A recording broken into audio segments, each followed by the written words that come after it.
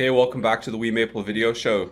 Our first first time having multiple guests on the WeMaple Video Show. Today we're joined here with Jody and Sam and Andre. Do you guys all just want to individually introduce yourselves? Sure, yes. Thank you. My name's Jody Linklater. I'm the CEO of Clean Communities Corporation, and I'm also the director of First Nation YouthBuild Canada. Hi, my name is Samuel Dysart. I work in information communications technology and IT support and what you call it. I also work in cybersecurity. Hello, my name is Andre Layton. I'm a water and wastewater expert and instructor. Thanks, fellas. Yeah, this is an exciting episode for us. We've had an opportunity to get some steaks earlier this week at the keg. What kind of cut do you guys usually go for when you're going to get a big piece of meat? I like mine just well done, just ribeye. It's good. I like a top sirloin, medium well. Whatever's cooked the best. Oh, nice. Yeah, I think you went baseball the other day, didn't you? It looked quite thick. Yeah, it was pretty juicy. Yeah. That's good. The keg's one of those places, that you'll always get the same kind of steak. It's like, we were talking about coffee earlier. It's nice to have some restaurants that no matter where you go in the world, you're going to get the same thing. Yeah. I thought the keg here was pretty good. Mm-hmm. It was better than normal. Yeah, for sure. A little hot out there on the patio, eh, boys? Mm-hmm. Oh yeah, absolutely. Yeah, well, it's just exciting for us here at WeMaple. We just when we thought we were out of the film business, it pulls you right back in. We were pivoting here to do more podcasts, and then we connected with Jody. Do you want to set a bit of context and what came up for you when we initially messaged you, and why did you want to get involved in the film business? Yeah, good point. Well, thank you for that. I guess one of the main reasons in Indigenous Canada was that there's a lot of interesting topics that are across the country. But the point is that we were never quite getting the kind of optics on what reconciliation could look like. So it was important. A documentary was always in the back of my mind to catch a wider audience and to have something that government could look at instead of always traveling and regurgitating the same stuff over and over again. You can hand them something that they could share amongst themselves, and that was very important because everything is time sensitive. Yeah, for sure. Yeah, video's got that scalability aspect to it. I know in our private side of our business, we have certain clients that will produce a video asset to save their staff from saying the same things multiple times a day. In the kind of engineering geology kind of space, we had a video that we produced for a client to describe their technology, and they actually said, we were about to hire a full-time engineer, because if you've got 30 staff members saying the same 10-minute thing 2 or 3 times a day for people to understand, and then before the meeting you can say, hey, watch this video first. What's 10 minutes times 30 staff a week times a year? And so there's the cost savings aspect, but also just that scale that, like kind of that you said, that you can translate that and move things a little quicker when you're trying to communicate something. Yeah, absolutely spot on. Yeah, that's absolutely correct. Like for the work that we're doing right now, that's right across the country, it didn't make sense, to spend a month every year on some sort of Indigenous roadshow. So it just made more sense to take those travel costs and put them into something that had that was just more effective, better use of time, better use of money, all that kind of stuff. Yeah, and this DEI kind of tick the boxes thing that's happened in culture, especially with in a corporate environment. I think what's unique about what we're doing too is to tell that Indigenous story, to bring that reconciliation piece into a film context that maybe hasn't been done in this way before. A little bit more of a natural approach that we want to take, where there's just these really cool, innovative, technological kind of forward-thinking social impact stories, but not in a hey, look, there's an Indigenous person working on it. Hey, look, there's an Indigenous person in it. It's just, look at this cool shit. And it just so happens that this is coming out of the Indigenous community. I think that's one thing that is distinct and special that I see in our opportunity here. Yeah. No, you're absolutely right. I mean, and I'm glad that you framed it that way, because there's a lot of people and corporations that really are, jumping on the bandwagon, if they just want to get involved because, you're the Indigenous piece. I didn't really focus on that. I mean, the important thing here is that as the CEO of Clean Communities Corporation, we wanted to be involved in the most innovative, technologically advanced projects in the country, and we didn't want to wait for industry and corporations to come to our traditional territories, our reserves, and to do business with us. Reconciliation for us also means that we're going to do business outside of those parameters. It's been challenging, but very groundbreaking. And the government is starting now to open up funding envelopes so that we can participate in these, mega projects. So it's quite exciting, and a lot of hard work. I spent the vast majority of my life dealing with government and watching my father do it before me. Still, for the most part, stuck within the bubble of, just everything that has to do with the community and not really venturing outside too much. So for me, it was important to break the mold and kind of, I guess you would say, light a path for other people to follow. Yeah. Yeah, we were hitting on that a little bit the other day around kind of family legacy and, what gets passed down from a father to a son. We touched on, these kind of hunting and trapping, like take any high school kid, say Caucasian, generally speaking, not even to make it a race thing, but more of a culture thing, is like take any high school kid out of Calgary and put them in the woods. Like, that's, I think, one thing that's special about, and one thing that's really distinct that we talked about is like your family lineage. Your father kind of was like, I'm going to teach Jody business. And then with Sam and Andre, you guys, you have your other acumen, which we'll get into the water and some tech. But the sort of like, you said the other day, Sam, like if you were in the woods, you'd survive a month. Yeah, that wouldn't be a problem with me. My father taught me everything he knew about surviving in the forest, in the wild, by myself. And that's happened to me. I've been stuck out in the bush by myself for like a week, all alone, and I had no problem surviving. It's like I just fell back on what my father taught me about hunting, fishing, trapping, and being alone and whatnot, right? It's just, you become one with nature. It's like you become savage, in other words. It's another way of saying it, right? Which is fine. It's like, I don't mind being all savage because, It's another skill. Because you survive. It's a survival instinct, and it kicks in automatically when you're alone in the forest. It's great. And then my father also told me, he's like, I didn't teach you all just to hunt, trap, and fish. I taught you how to work hard, he said.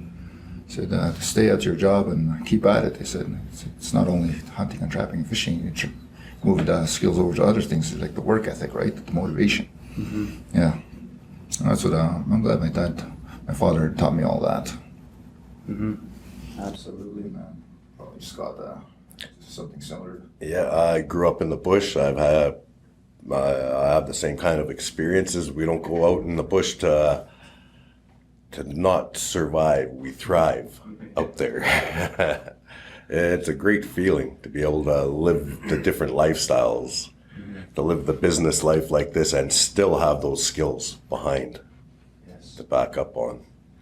Yeah, absolutely. So that's an interesting point, because in our culture, Western culture, we're taught that you as an individual need to know everything about everything, and it's kind of ridiculous. You can't know everything about everything.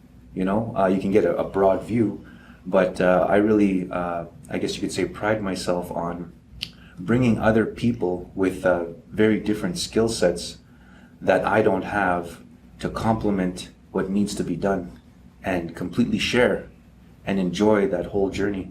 So I don't have the same skills as Sam and Andre, but I know I'm not going to go hungry. I mean, I can go and see these guys in the bush, and yeah, no problem. You know, we'll have a good time, and they'll teach me that kind of stuff. Same thing goes in the business world. These guys are very unique in their skill sets, and for our advocacy piece and the technical piece, again, we had to bring that in-house so that we could be more effective when engaging and doing the good work that needs to be done. Yeah, and that's why, our work with H2O Innovations is important, and we needed that water expert. And Andre is highly educated in this area. I'm being modest, like one of the best operators in Canada. Sam, very smart IT person. I don't have that skill set. So he's able to take very complex things and streamline them so that systems can speak to one another when we're talking about renewable energy. And we can get more into that stuff as we go on here. Yeah, growing up, when I was younger, after I graduated high school, and I asked my father, what do you think I should do? Hunting, trapping. He's doing okay, right? So he's like, go to school, he told me. I said, all right. Yeah. Sounds good. I said, I'll get into IT, because it looked like that's where the world was going, and it's getting more and more technical, right? Mm-hmm. So that sounds like a fun field, I thought. And sure enough, I did pretty good in it. Yeah. Yeah, absolutely. I mean, for myself, I was raised in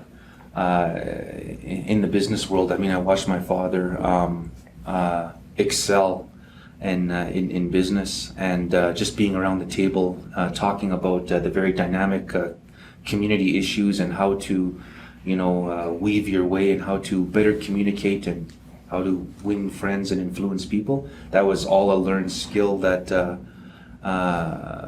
was at the table. Lots of reading books and learning from from other people that were in the field that were trying to break out in the successes, and just trying to make it easier for myself. Education for me was very important, because it was a way for me to leave the community. And so like Sam, me, and Andre, I mean, nobody had to tell us to go to school, which is really interesting. Like nobody had to take me to school or get up or anything like that. I was just at school. Maybe I slept at school most of the time, but I was always listening and engaging, and we graduated valedictorian, and we were able to start moving outside of our community slowly. Yeah. Yeah, that's all of you, highly impressive. The one thing that really stood out to me in our dinner yesterday was just how much one dude can know about water. Yes. Yes, it is possible if you put the effort in. I put all the effort in order. I went into water originally to fix the issues in our community and part of the First Nations drinking water problem. That was my main goal on my education here. That's why I excelled. I put the extra effort in, and it did pay off. Yeah. Yeah, see, Andre, you knew that there was a problem, right? And yes, I did. You didn't know what exactly it was. Yes. But and there's a whole interesting family backstory of why you are where you are, and you spent 15 years or more of your life finding and just doing your own due diligence to find out what that culprit was in our community. Yes. Kudos to you, and we can talk about it. Yeah, and now there was a lot of when the culprit was found, right? A lot of people didn't listen. They were just, and it was interesting to watch. But the important thing is that working again with the team, we were able to take that information and move it to the national scene to get the attention that was needed in order to solve this very deadly problem. Yeah. There's an exciting moment coming here this afternoon. Yes, there is. How would you sum that up? My whole life led up to this moment. It's more than just the 15 years of schooling. There's a really big backstory on this. And I never knew that I was supposed to head down this path, but it was foreseen before I was born through our family that I would head down this path, and I would fight for the people and the water. It was told in our family that one of my grandfather's grandchildren would fight for our people and the water. And I had no idea that it was supposed to be me until a couple of years ago. I was adopted when I was born. I was raised outside of the community by white people and stuff, and they're my mom and dad that raised me. And I know my mom and dad, my real mom and dad, from Nelson House. So I was raised out in Vancouver and Alberta and all over, and I came back here.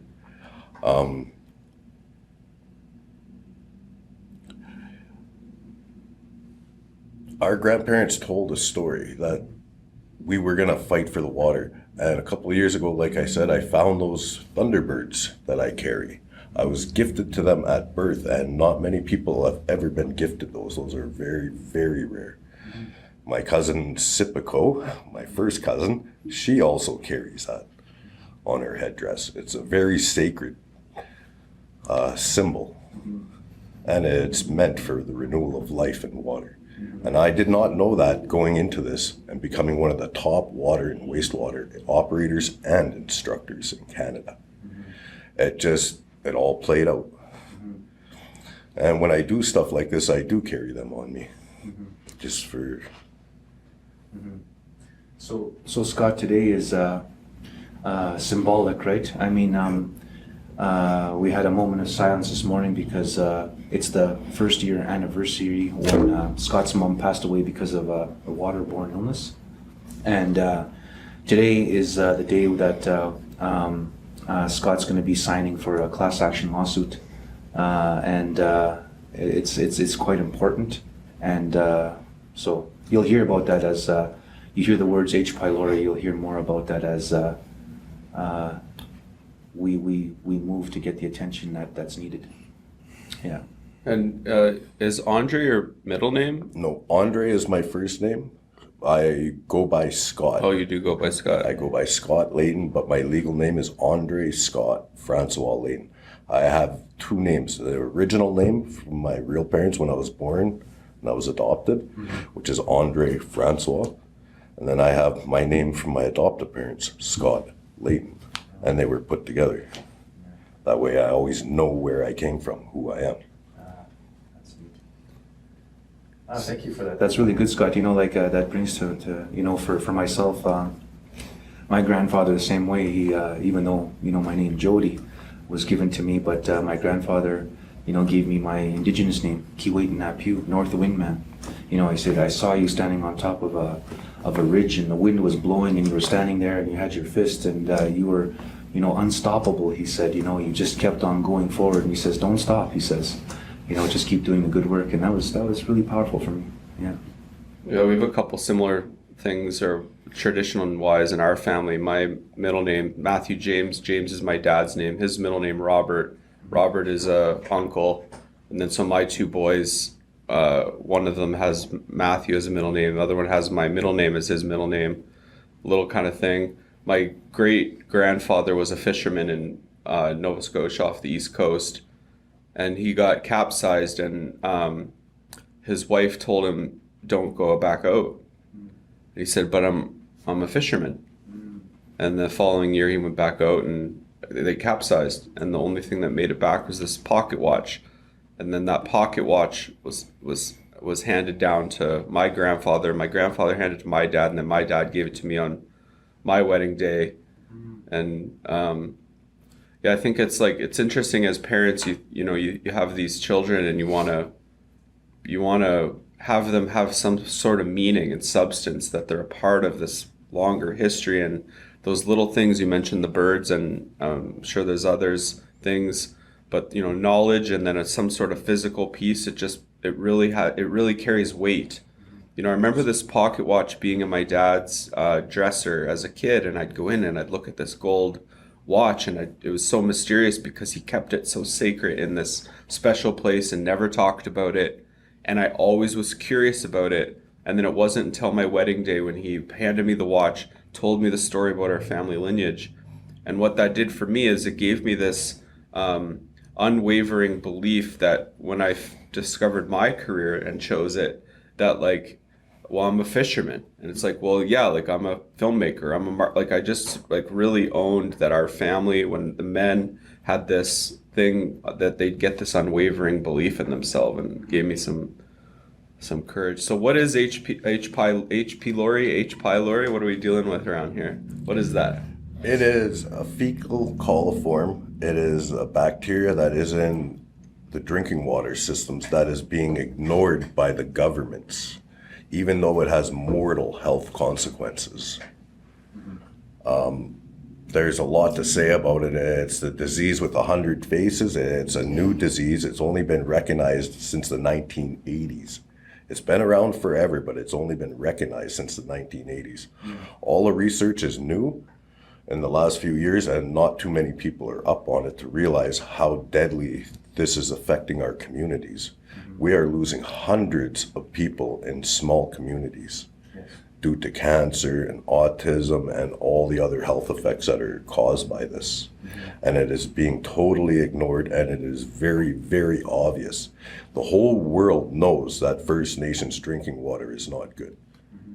It is very obvious to the world, but yet nobody is picking up the stone and carrying it. Everybody just does not want to deal with this issue because of the size of the health implications, and the monetary to remediate these issues is going to be, it's going to be one for the books. Yeah. You know, that's a really interesting point, Scott, because when we look at crisis management on reserves, like they hear, but they for the most part, there's a lot they lack funding, and they lack the human resources and the qualified or certified personnel to properly deal with issues like this. And so when you're a leader in the community, for the most part, it's just a very high level things you can deal with. You don't really get down into the trenches. It's just, who can you delegate this to? How can you do this? And for the most part, a lot of that important work gets lost. Yes. And it's interesting. So, you know, like there was a lot of, I guess, it's confusing, it's complex, but when you talk about it with other First Nations, right? You know, in some essence, you become like a prophet because, you know, you have a skill set that they don't have, and you're from somewhere else, and you're able to help them more quickly. So we see that a lot in the industry, especially with First Nations. If you're from the community, everybody knows you, they know what happened, your past and everything. You know, for the most part, it's kind of like, no, we can't work with that person. You go somewhere else with a skill set, you know, it's, they gravitate towards that because you're not from there, and they understand that you can actually help. So it's, in that case, it's refreshing. So, yeah. When you say a disease with 100 different faces, so are we dealing with a bacteria that gets in the water and then that transmutes into different types of disease? Yes, it does. Exactly. It has, it causes so many health effects that are affecting all our First Nations communities. And it hasn't been tied to it, but the evidence and all the documentation and the research points at it. And on the government's behalf, the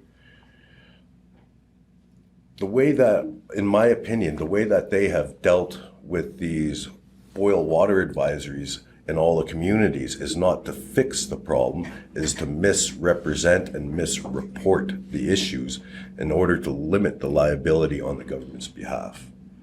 And that's what we are seeing firsthand. And the thing I noticed about H. pylori is that it kind of sits in your stomach for a very long time. It doesn't make you acutely sick, but it's like mild symptoms over an extremely long period of time, and it slowly sucks away your energy, slowly sucks away your health and your spirit and your motivation. And it's like one of them, yeah, it just really drains you very, very slowly. And it's like, that's why it has 100 different faces, because it just sits in your stomach and your intestinal tract, and it doesn't get you violently sick, but it also depends on those, but it does sit in your body for a very long time, and then there's just no way around it. You just, and the treatment options is, Scott, you can tell me about the treatments, how that goes. They are very, very rough, the antibiotics. And it is a fully curable sickness, but it has to be addressed properly, which it is not. The whole community has to be tested and cured at the same time, because it is a highly contagious sickness, and it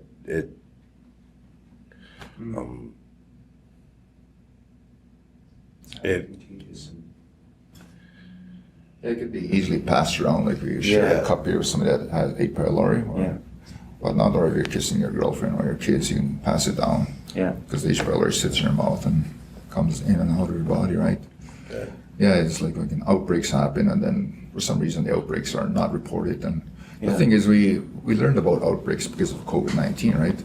But when an outbreak happens in some small community or some city or a small town, you have protocols on what to follow and what to do when there's a COVID outbreak. But when there's an outbreak of H. pylori, nothing happens. And there are outbreaks in multiple communities, mostly reserves. And it seems like there is no protocol for it, even though there really is an outbreak of H. pylori, and you got like 100 people, 1,000 people getting sick. And nothing on that, even though we're experts on outbreaks now, on like the pandemic and the epidemic we just went through with COVID-19, right? Tell us about Sesame Street. Oh, I could talk about that because I have a couple of family members that live there. What you call it? Sesame Street. It's a street in Alsace, and there's basically maybe 20 homes there, 30 homes.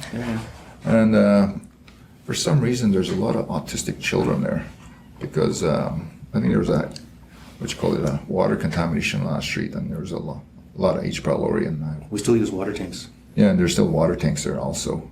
Yeah, it's not on the main water line. You bring in water trucks and they fill up a water tank, and those water tanks are, I don't know if people clean them. Yeah, they don't.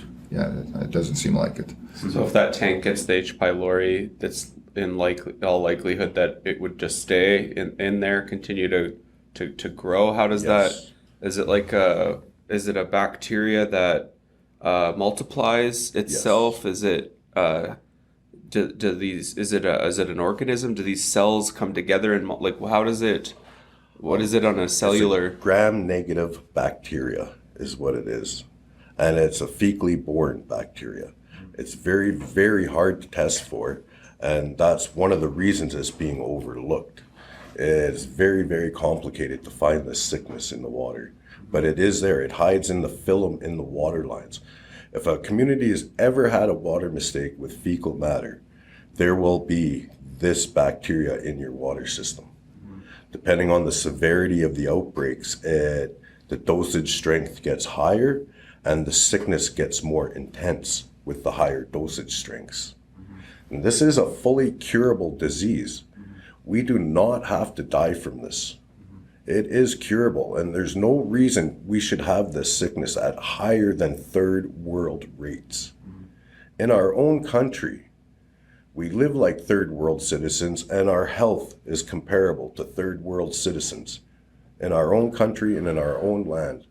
And it seems like it is okay for the government to do this to us, which is unacceptable. How long has it been since you drank water? I have not drank water in probably about 8 years. I have not drank a cup of municipal tap water from anywhere in Canada. With my knowledge of what's going on and how the water systems have been treated, I have PTSD. I cannot drink the water. I cannot bring myself to do it no matter what. It's knowing what's out there and what has not been addressed. It is not safe. I will not let my family drink it anymore. I just recently had a new grandson, and I recently had a new daughter. And my family has this H. pylori infection, so I had to risk with my kids and my daughter and my wife becoming my kids becoming autistic because of this H. pylori bacteria. H. pylori has been recognized as the cause of autism.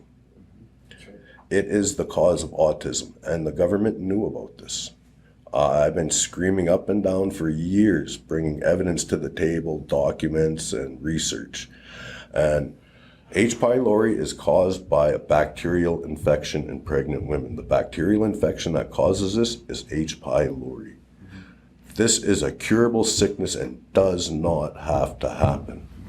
And there's also stillborn births and stuff like that too. Yeah, I'm assuming that's why what you call it, the autistic rate is rather high on Sesame Street. And our whole community. In our whole community, it's like it's supposed to be 1 in 10,000 or 1 in 100,000 for people to be autistic. I look at the stats, and we've got quite a few people with autism. Our population is 3,000 Nelsons, like on reserve, and there's probably close to 100 autistic children there. It's really sad. I don't know what we're going to do with these kids when they're growing up, and because they require a lot of support, right? You got to take care of them. Yeah. That's what my lawsuit is about. Yeah, it's going to be a problem for us in a couple of years. And the interesting thing too, take it a step further, is that I mean, and we can go all along, talk about this for quite a while. But the interesting thing for me was like when Scott was talking about it, and I listened to him for a couple of years, and I said, okay, you know what, I'm going to go get checked out. So I went to the local nursing station to go get checked out, and they wouldn't test me at our local nursing station for H. pylori. I waited for 3 hours, and they said that you need to go to Thompson, 85 kilometers away, to go get tested. So for me, I was like, oh, that's disgusting. I said, the government has a fiduciary responsibility to look after the Indians, and we're clearly not getting the service. And in some defense, you could say that the professional, caregivers, doctors, nurses that are in the First Nation they don't know what they don't know, and so if they don't know what H. pylori is, even though they heard about it, but it still hasn't been pushed by or mandated by the federal government to deal with it, then they're not going to treat it. So a lot of people had to go to Thompson to go get tested for H. pylori, and it's a cost that we bear. And so when you see, I have friends, as an example, that have had multiple, miscarriages, and it's H. pylori. It's crazy, and it's like they say, I've got H. pylori 7 times, and they take these pills, and not only is that having antibiotics by itself kills everything in your stomach, but then you have no defenses and stuff like that. But to do it over and over again, it just messes everything up, like your whole system, and people can't function, think clearly. There's a lot of really deadly problems. So people have been reaching out to Sam, myself, and Scotty. Good work. We got to get this done. And it's like, when 1,000 people tell you that there's a problem on the community and that they got it, you're just like, man, how come no one's talking about this? Like, this is crazy. And everybody was informed as these outbreaks happened. I was one of the operators. I was not the cause of the outbreaks, but I was working there at the time. And every agency was informed of what was happening step by step as the incidents of outbreaks happened. And yet the nursing station, everybody involved refused to acknowledge and deal with this issue. My opinion, I think everybody was hoping it would disappear and go away and not be serious. But that is not the case today. Today we are losing many, many members of our community. I've lost dozens of aunts and uncles in the last 10 years due to stomach cancer, due to H. pylori. I argued with my mom for years to get tested. By the time she got tested, it was too late. She was taken by pancreas cancer and colorectal cancer caused by the H. pylori. Today will be her first day of her first memorial. And I will be signing with Gowling, I hope, on this lawsuit to deal with this issue. Tell us about this lawsuit. Well, we are suing the federal government for negligence in the water system, leading to our sickness and everything, is what it is. We're trying to do a class action lawsuit all across Canada because of this sickness. Mainly this one sickness, but all the other water issues that are being ignored and not dealt with, under documented, under reported. There's so many issues in so many communities. All you hear is bad water in First Nations Reserve. You never hear good water in First Nations Reserve. I have barely ever heard that story. And it's hard to believe, knowing how they document and represent everything on the government's behalf. It is Yeah, there was a class action lawsuit that was passed with H. pylori, which involved, I think, it was over 100 communities that signed on, and we read, the 600-page document, 700-page document. But the important thing is that it was done wrong, Yes. and so people need to be properly compensated, and it's sad that we have to come and to this extreme in order to have meaningful dialogue with the government. Yes. And however, it needs to be done. And after me and Sam listened to Scott for about over 2.5 years straight, even though we knew about it longer, we decided that the bro needs some help here. We gotta help him, and so we reached out to our contacts and got this moved forward. The important thing is that when we talk about ethics and justice, there's no we're just trying to do the right thing, and if we don't do it, who's going to do it? Yes. And it's that's important to us as a team here, and we're just doing the right thing so that people that can't speak, have a voice, and those families that lost loved ones, that are still going through what's happening right now with this disease, can get the proper treatment, attention, optics, and compensation in order to help and begin the healing process. How that looks in the end individually, that is the important work that's going to be coming forward over the next year on what compensation could look like. Yeah. So you've got a large firm, law firm, coming on to get involved in something like this. There must be some evidence or Yes. some, Yeah. they wouldn't just get involved unless they felt that there was a strong case. Is that Yes, that is correct. Yeah. It really helps that a class action was already passed. But again, like we said, is that it was done improperly and a lot of people rushed. And one of the main things that we found, as an example, just very high level brush, is that you can only get compensated if there was a water boil advisory in a community for 1 year, and then you can get compensated up to $2,000. So these people, even though the firm takes their cut, they walk away with $1,800. And what we're saying is that's ridiculous. If I drink this water right now, as an example, in 1 day, 1 week, or 1 month, it doesn't matter. I'm still sick. It shouldn't have to be on a timestamp. And a lot of the First Nations that jumped on that class action lawsuit heard it at the last minute, not really knowing what they were, the citizens didn't really know what they were signing on to. Yes. The thing is, I didn't even know about the lawsuit until it was settled. Yeah. So I had no way of getting in there to voice my opinion on what the lawsuit should be, right? Yeah. I just found it strange. It's like, okay, $7 billion lawsuit or something. Yeah. I was like, and then I was like, what? I was like, I didn't even know what was going on. I was like, what the hell?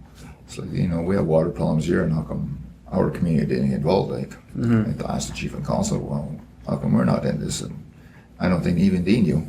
So it wasn't widely talked about even at our level back home, right?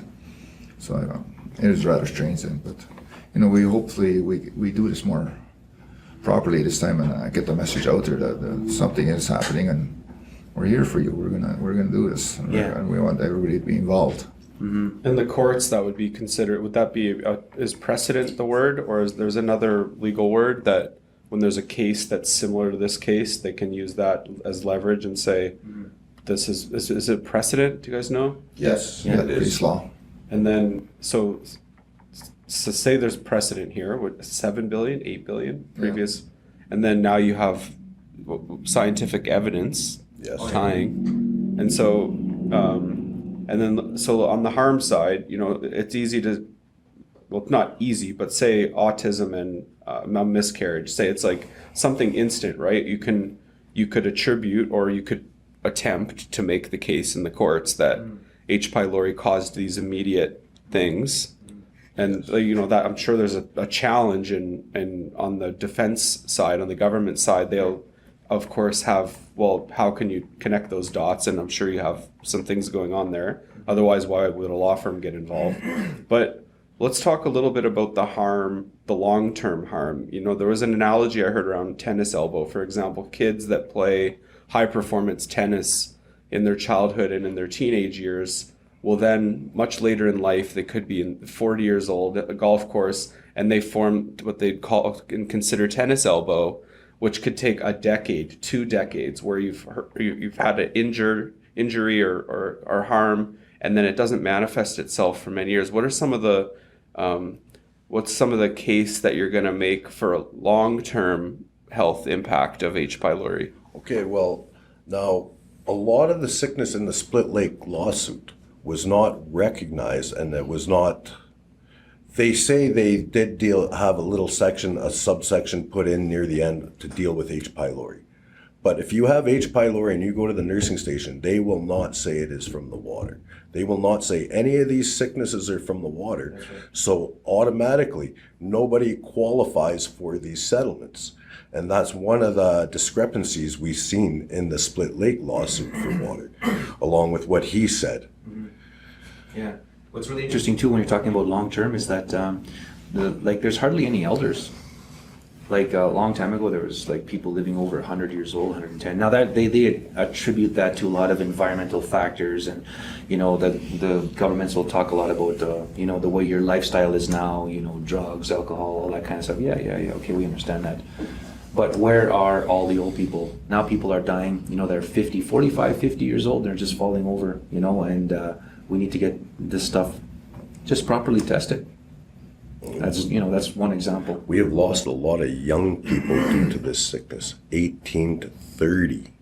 There's been many, many young people that will be attributed to this, that have passed away from these sicknesses.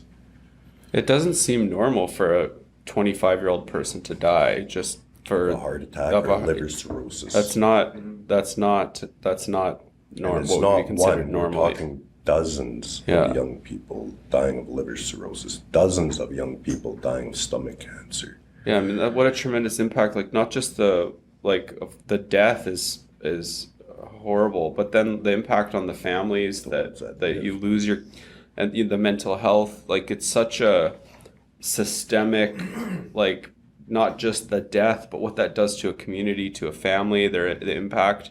And then on top of that, if they're also drinking the water and then they're also sick, are you guys optimistic going into this signing today? We are winning. Yeah. We will win this lawsuit. It is hard evidence. It's all documents. It's hard to argue with that. It's documents the government has put out, all the medical research organizations, university studies and stuff, and it's in paper now. Mm-hmm. It is hard to deny the effects of this sickness. The thing I noticed about the health effects of H. pylori is all these young people are getting sick, like in their 20s and 30s, even teenagers, right? And they're getting sick with these diseases that mostly old people should only get, like people in their 80s and 90s, 100 years old, you know what I mean? Like health problems with their liver, with their heart, stomach problems, You usually don't get that until you're growing gray hair, right? For some reason, a lot of young people are coming down with these diseases, and it's strange. Like you're in your 20s, man. You should be healthy. You should have full of life, full of energy, a lot of spirit. But no, it's not like that. It's just rather odd that these people are coming down with these diseases when you shouldn't be sick like this until you have gray hair at the very least, with a lot of wrinkles. But no, it's not like that.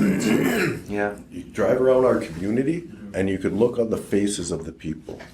Everybody, when they're walking around, they look like they're walking ghosts and dead people, almost. The whole community looks like this, from this sickness.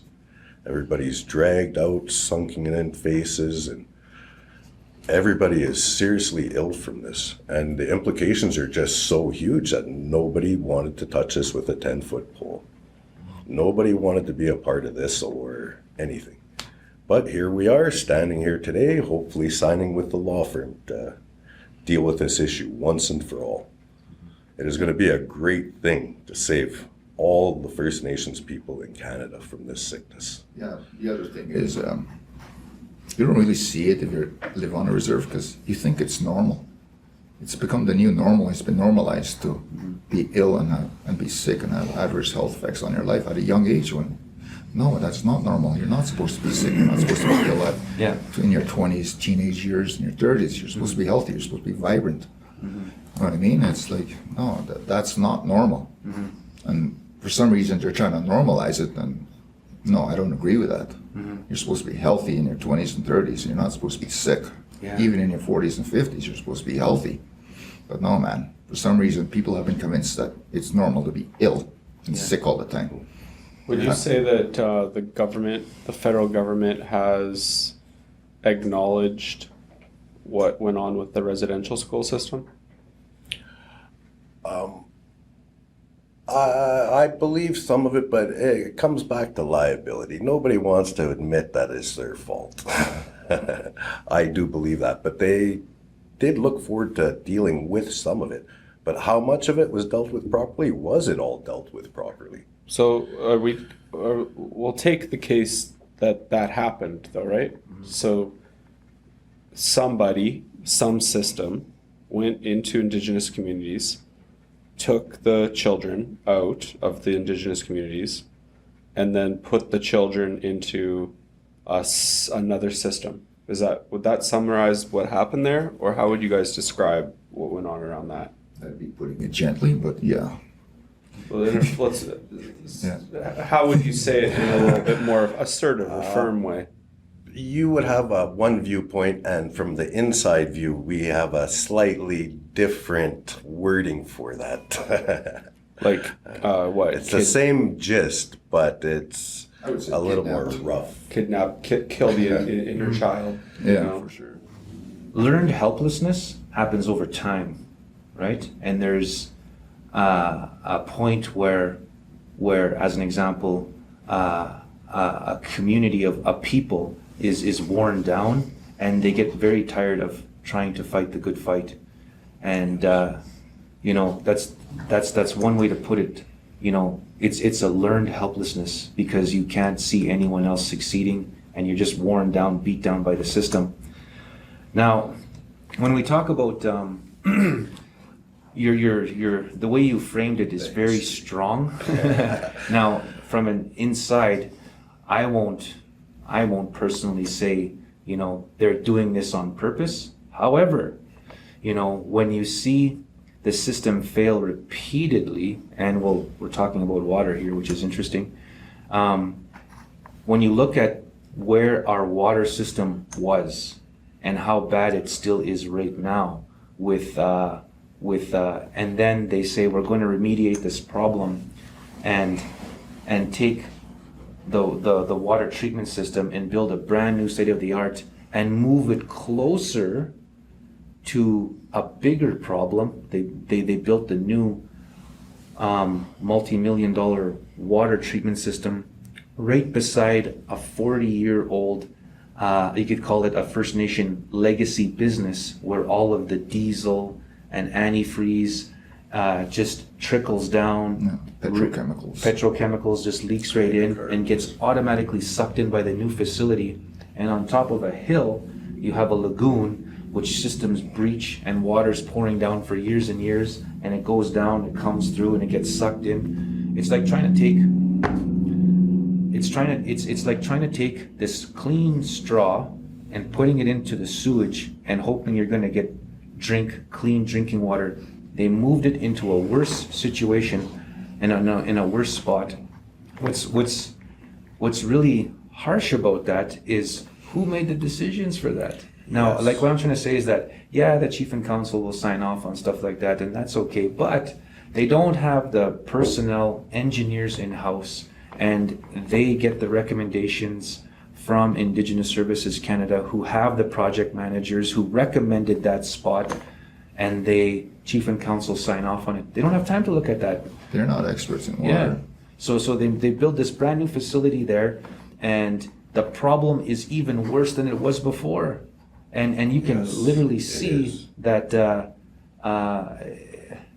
I don't want to speak on behalf of the nation, but our view is that no one is really treating this seriously. I'd like to add something to that real quick. What you were saying about the water plant and the intake and sucking in all the contaminations and stuff. Our new water plant, for some reason, they still say our water is safe to drink. It's perfectly safe. They pump 1 million liters of raw, untreated sewage, a couple hundred yards off the intake of our brand new multi-million-dollar water facility. And they say that is okay to drink. So when we look at this, the way you described, let's put this plant beside this facility. Like in those types of situations, it really would come down to ignorance or malice, because like you're either dumb, not to point at whoever did it, but a system. You're either dumb or you did it intentionally. Yes. And both of those are wrong. Engineers are usually not dumb, just And Scotty did point it out to them. It's like, you know what? before. And then he's like, he told them, you know, there's tractors here, there's semi-trucks, there's like a dozen of them, 20, 30 machines, like heavy equipment. And, you know, those things they're not foolproof, they leak. And that site's been there for 40 years. And then when it rains or it snows, and the runoff goes exactly to where the intake line is. It makes no sense. I'm not an engineer, but common sense would tell me it's like, let's not put that there. And Scotty here's a water expert. He knows a lot more than me, and he told these engineers that it's not a good spot, that we should not put it there. I was a little more aggressive than that. Yeah, I'm putting it nicely. So where does this fit into as far as a national issue? Because, we're talking a reserve and, Sure. God bless those 3,000 people. They're saying this is safe. Right, but 3,000 people, like, you could make the case out of 44 million Canadians or whatever, that 3,000, like, okay, that's unfortunate, and God bless those people. But what about the rest of Canada? You're talking about all of the First Nations in Canada, all of those 600, 700 getting involved. So are we seeing problems across the country? Yeah, well, there's problems, and what's interesting is that I was talking to I won't mention his name, but I was talking to one of the senior directors at the Assembly of First Nations, which is Canada's biggest advocacy group, and he reached out to me, and he was just totally excited by, like, this is incredible. I know a lot about H. pylori, and there's a lot of these cases north of 60, and whatever I can do to help you, I want to help you. So the whole premise behind this is that we want to work with the advocacy group. We want to be able to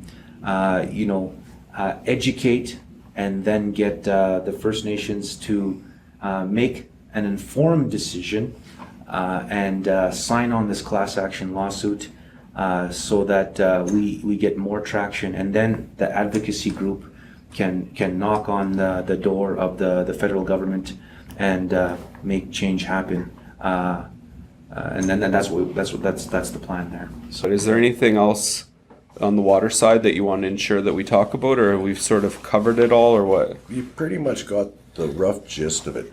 But what it is, it's we are on the federal system because the federal government has a duty to provide us clean, safe drinking water, and they are not. I do not understand how they can put raw sewage in our water. I have documents, hundreds of documents showing massive contaminations of E. coli and fecal matter in our drinking water system. I have evidence that it was never ever cleaned up and remediated. And how do they have the nerve to say it is safe for me and my kids to drink? Yet my whole family and everyone around us is sick and dying and dropping like flies. Yeah, that's a pretty firm stand to say I'm not going to drink water for 8 years. Like, you obviously, in the everything of your being, you're saying you drink a bunch of Coca-Cola and shit, right? What was that bottled water company you were saying, like, how much bottled water was purchased? We sell like a pallet of bottled water back home at the store every day. Plus those 5-gallon jugs. Like, I have post-traumatic stress disorder. I don't trust the water. I've gotten upset stomach multiple times. My kids have gotten upset stomachs multiple times. And I don't know, I have a hard time drinking the tap water. Extremely hard. I don't even make coffee with it or tea. That's a really good point, because even though a leadership may praise the new water system, to me, it looks like the people don't believe it. And they're still walking and going buying pallets from the local store that has been shipped in, you know? And if the water is good as they say it is, then why are all of our people still buying bottled water? You can relate that to habit, learned behavior, but no, it's more than that. Every household has bottled water, yeah. And if you look at, let's talk about the monetary value of that. So for 20 years, if you take like 550 homes and you travel 85 kilometers, you spend $100 to go 85 kilometers, and every week you have 2 cases of bottled water. That's minimum, right? There's people that do way more than that. You know, there was like, I forget what that equated to, but every household, 550 homes times, you know, say $120 to get 2 pallets of drinks, water, and you times that by 20 years, it's an exorbitant amount of money just on water. You know, that money could have been used somewhere else. You know, if the government has a fiduciary responsibility to look after the First Nations drinking water, then where's the evidence? Because I don't see it. My father didn't see it. My grandfather didn't see it. So where is it? Yeah, I prefer to drink tap water. It's free. Yeah. I just can't. It's like when you've been sick multiple times, it's like it starts to affect your psychology and your mental health. Yeah. And I see that with a lot of people. It's just, even the people say it's safe, and well, okay, the water's safe. How come you got a couple cases of bottled water here in your house? Yeah, yeah. You know what I mean? I believe Scotty said, he told me not to drink the water. I was like, sure. Plus I got sick too, and my kids got sick. I'm like, okay, that's not good. Mm-hmm. Yeah. I'd like to add in to mention that I did quit my job. I was constructively dismissed because of the band and the government's refusal to deal with these issues that were being done under my tickets and my name without my okay and consent. And they were using my tickets without my consent to make the system look like it was safe while they were contaminating it. And I was told to shut up by the government officials and by other leaders and stuff and quit doing this, stop it. And they started to squash me down on social media due to policy procedures, social media procedures and stuff. And so I finally stepped away so I could bring this out to light for everybody. It's been a hard time being unemployed. I've been blacklisted by our reserve. I have lost my tickets and credentials just recently. They have all lapsed. And I'm still standing here. We are going to deal with this issue. It will be dealt with. One way or another, this is not going to go away, and they are going to have to face the music and deal with this. It will be recognized. It's a curable sickness. There's no reason for any of us to die from it. Yeah, that's going to be a good story to see how this unfolds. And on that note, one of the first kind of story, well, we came together in that context of, hey, do you want to tell some interesting stories? We found you on LinkedIn, looked at Clean Communities Corporation, thought this group is really up to some things, is connected to a lot of things. The first one that came up was the Hyperloop. Tell us a little bit about Transpod. Yeah, Transpod. Not Hyperloop, but Transpod. Is it a Hyperloop? Is it called a Hyperloop, but Transpod project? What's the distinction? Oh, that's true. Hyperloop is an older technology. Transpod took those best technologies and made them even better. And so I won't mention the companies associated with Hyperloop, but Transpod is the 5th generation of transportation in Canada. And we're going to go 1,000 kilometers an hour from Calgary to Edmonton. Is that right? Yeah, that's right. Yeah, in about 42 minutes. You can do it quicker, but 1,000 kilometers seems to be good enough when you're traveling in a train in a vacuum tube. Yeah, so it's pretty cool. It's and like, CCC's, sorry, cut you off. No, we are. CCC is one of the primes on the project. So what's really interesting with that is that we are, like you could say, the Indigenous gateway for the entire project, where people that want to go to work and stuff like that, they would come to our company, and we would do training to employment, upskilling them to make sure that the requirements required by the Transpod team, those people can transition or be retooled to get into that industry. So in Alberta, as an example, we're seeing the transition from oil and gas into renewables, and quite impressive actually. And there's a skill set there that can be moved into the green area, green technologies. And so the project is going to take about 10 years. 140,000 people will need to be on that job. So what does Indigenous inclusion look like? For me, it was important to ask that question to the CEO. And I asked the CEO, Sebastian, you know, like, is it 5%? And he says, why 5? Why not 35? So, oh, okay, wonderful. You know, so he was really not taking any stance. He said, basically, if you want to be involved, you know, and there's no way we're going to get 35% for, you know, people that are Indigenous to work on the project. It's just too massive, too big. You know, the next biggest project I think in Alberta was the LNG gas pipeline. I think there was 67,500 people, and they couldn't even meet the 5% quota. They had to reach across the whole country, even though they thought that they could get it here. No, they were calling universities and colleges and trying to send people over there to try and build that. So we're going to have a similar situation, but we're hoping that it's exciting enough that it'll get enough attention that you know, we can be really effective in this area. Yeah. And what about First Nation YouthBuild Canada? Tell us briefly about that. Okay, well, First Nation YouthBuild Canada was, I guess you could say, birthed from another idea called YouthBuild. And YouthBuild operates at that time, I think, in 18 countries around the world, and there was over 270 sites on the planet. We were doing this very innovative project, taking youth and getting them to build homes. And so we said, hey, let's call this beautiful thing YouthBuild, unbeknownst to me that it was already trademarked. And so I had to call some guys and find out about YouthBuild. And the team at YouthBuild USA flew up the CEO to come and see us and to see what we were doing. And they were blown away. They said, you guys are doing stuff that we're not doing anywhere else in the world. And so in 2020, I believe, we were awarded the #1 YouthBuild site on the planet. And I'm talking about Nissachawasi Cree Nation. We have sites across the country now that are involved with YouthBuild. And so the grassroots innovation that happens from our community that involve training to employment and an intake process using the best practices affects more than 800,000 youth around the world. And so we've been getting a lot of attention, working with our international partners to continue to lobby the federal government to keep this initiative going because they're grossly underfunded, not only in education, but, you know, in the area of training to employment. And how do we do that effectively? And so the government understands ROIs, you know, and so we explain, you know, those equations to the government on impacts. And when you can have 1,216% return on investment from investing in youth, that's huge. I mean, our governments and First Nations get excited when we make, you know, 4 or 10%, rate of returns.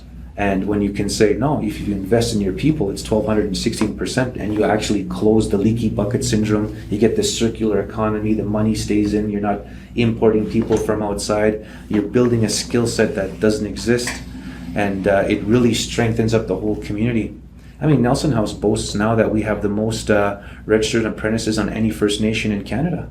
And before that, in 2016, we only had 4 or 5 Red Seals. Now we got 135, or, you know, and all different things doing, you know, great work. And there's no shortage of determined youth that want to get involved in this. And those best practices are what's really attracting other First Nations to our community to learn from those things, to take a foundation that was built on and make it even better. You know, so it's a living document, and it's ever evolving, and it's really exciting. Yeah. So Go ahead to add something real quick. This could be the solution to the First Nations housing issue, is what he's doing with that YouthBuild and those other things over there. It really looks very, very promising. It is. Yeah, for sure. I mean, our youth, as an example, right now in our community, I think we've built, I think it's about 65 houses just on our community since we started. And, we have youth now that, are excited. They're being able to pay for a lifestyle, get out of poverty, buy vehicles, buy food, and there's hope, in this area that we're talking about youth build. So yeah, it's pretty good. What would you say, Jody, to partners that are considering getting involved with CCC and the WeMaple film series? We've got water, youth. There's the job creation kind of piece. There's the culture reconciliation piece. We've got one of the most innovative stories in Alberta with Transpod. We've got some groups that we're sort of talking to, and the new groups that we'll want to bring in. What would you want them to know about this collaboration? That's interesting. I mean, for me, like I said, the important thing for me is to work with international companies that see the value of attaching themselves to an Indigenous-led corporation that's really breaking the mold, and to be involved in the most, like I said, innovative projects in the country. And for me, as an example, I get calls from China, Japan, from Europe, companies I've never even heard about that want to partner with CCC because they know that their chances of having success and getting grants because they have an Indigenous partner is important. So there is a vetting process. A lot of those people have been turned down because they still, have that mindset that no, we have a feather within our company, right? And it's not the right kind of optics, and it's not real true reconciliation. So it's really, reconciliation is walking hand in hand together and doing the whole project together. Not because it's just Indigenous, because it's just the right thing to do, and that's what it's all about. I mean, we are all people. Yes. That's what it comes down to. Yeah. I don't try and get confused about, minority groups. We're all people. We all want the same things: a better life, a good life, and that's important. Yeah. Yeah. What a strong way to end today's conversation. Is there anything else that any of you fellows would like to add before we wrap? Everybody should get tested for H. pylori, whether you figure it or not. Yeah. I hope you guys get tested eventually when you have a chance and see. Because this is a sickness, this is a world sickness. It is everywhere, it is contagious, and a lot of people do not know they have it. Mm-hmm. We could be saving lives here. Yeah. And for myself, I just think that, if people want to be involved in the exciting stuff that we're doing, just be involved. Give us a call. And where can people find you? We have a website. My website is cleancommunities.tech, and the other website is fnybc.org. All right, well, let's go sign a class action lawsuit, boys? Yes. Sounds good. Right on. Thanks, right on. Yeah, thank you guys. Yeah, Thank you. Awesome. Yeah, right on.